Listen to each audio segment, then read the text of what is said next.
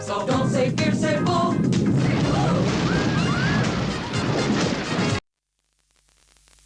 The nose remains. Be more of a foot. I can't swim.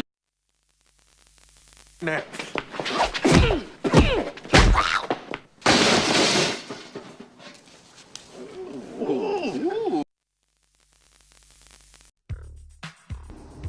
What's up, people? You're listening to a special edition of Chad's Lovin' for the Ladies.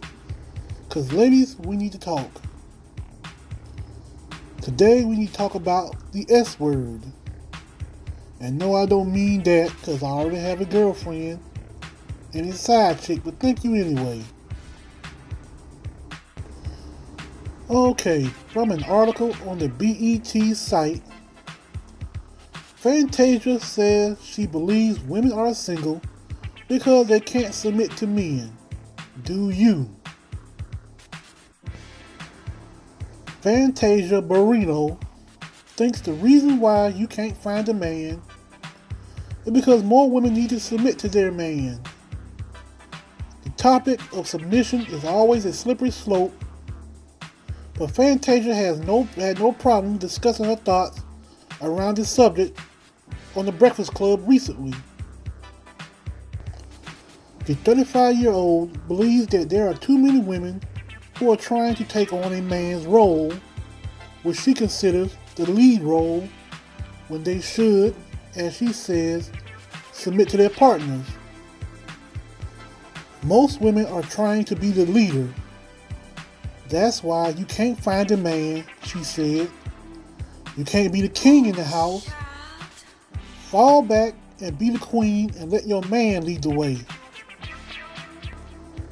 She continued, you have to find how to submit. You can still be a queen. The queen plays a part. The king needs his queen. There are certain things that he can't see that we see. And I'm going to stop right there. I'll leave a link to the article in the description for those of you who want to read the rest of it. Now, what Fantasia said isn't a new issue when it comes to the dynamics in black relationships. Black men have been saying that this is one of the reasons why they're turned off to relationships with black women. Yet we have these black feminist bloggers, and yes, we know it's them, all but hurt and all in their feelings about it. And they're so hurt because this came from the mouth of another black woman. If a black man had said the very same thing, we would have seen all kinds of articles from every vile black feminist, misandrist, and their simps on how black men are still clinging to sexist, white supremacist, patriarchal beliefs to impose on black women. And after that, they would have laughed it off because what black men think never mattered to black women in the first place. And that is why there is a chasm between black men and black women, because black women don't listen to black men, nor do they want to listen. See, it's like this, people. Black men have been talking about the dysfunctional behavior of black women for years amongst ourselves, and even more now on social media. And when you have a third of black men who all have the same complaints about a third of black women, that is something that you just don't blow off. Not in my book. Now, there are black men who feel that all we want to do in the black sector of YouTube is talk about the fucked up behavior of black women. And what I'm going to say to those particular black men who have a problem with that is that black women are not going to change on their own. It doesn't matter if you got plenty of money or you're a chiseled statue of a man. Black women are not going to stop with their fuckery. Just look at the black athletes of today. And I mean, these guys are pretty much what black women say they want. Handsome, over 6 feet, muscular, and make millions. Yet somehow these high-value black men have felt the sting of black female fuckery. Can you say Antonio Brown, Ray Rice, Chris Henry? These were high-value black men who have lost their careers and their lives behind black female fuckery. The fact that black men have to convey that they're not happy with the behavior of black women, the fact that the black men had to call out the dysfunction of black women, the fact that black men had to expose the hypocrisy of black women should be proof enough there is a serious problem. Yet, we have all kinds of hoteps, simps, and male feminist vaginas who don't want us talking about black women because they believe that they are divine creatures. Despite the videos of their fuckery, the fighting like dogs in the streets, the lack of class in public that you can find here on YouTube or on World Star Hip Hop, and these are the queens they want to protect from the critique of other black men. Anyway, enough about that. See, black women got being submissive all wrong.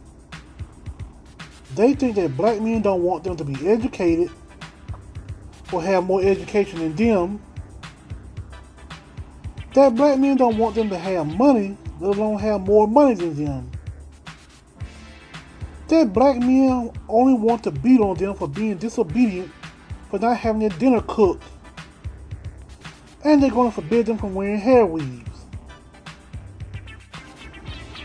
Black men are not demanding that black women to jump at our every beck and call, nor do we want y'all to wipe our asses for us. We just want y'all to humble yourselves and cooperate. I mean, stop being combative and learn to shut the fuck up sometimes, because you don't always have to have the last word. And respect us as men. That's all we want. What's so fucking hard about that? But we know that being submissive is a foreign concept to y'all ladies. But to remind y'all that you as American black women have a reputation that doesn't put y'all in a good light.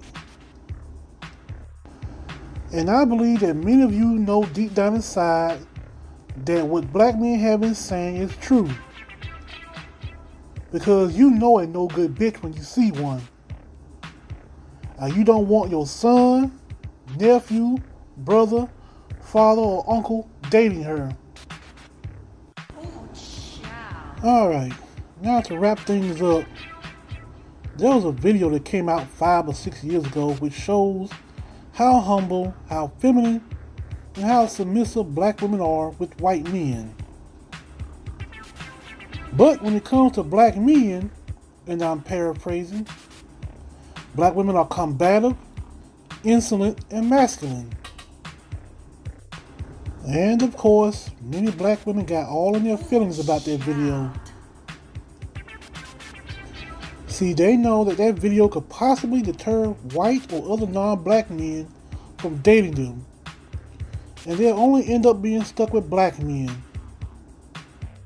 See, they know that they can't pull the same fuckery with white and non-black men because those men don't tolerate that kind of impudence from their own women.